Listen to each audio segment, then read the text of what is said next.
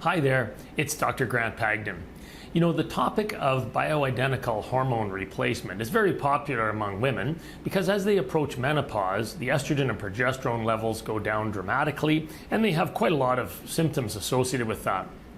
So hormone replacement for women is a pretty standard thing at menopause.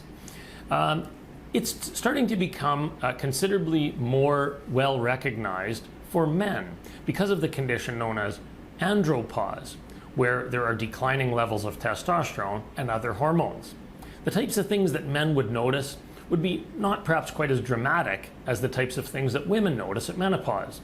Things like gradually declining energy, gradually declining muscle strength, a little bit of an increase in abdominal weight, a little bit less ambition, drive, and motivation, a little bit less stamina, and of course, a little bit of declining erection performance.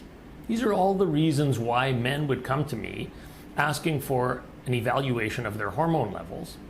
And invariably, when we do top up the testosterone to the more youthful end of the spectrum, this whole constellation of symptoms improves and men feel markedly younger, more vigorous, more productive, even more confident. So certainly addressing hormones for men is very important as we age.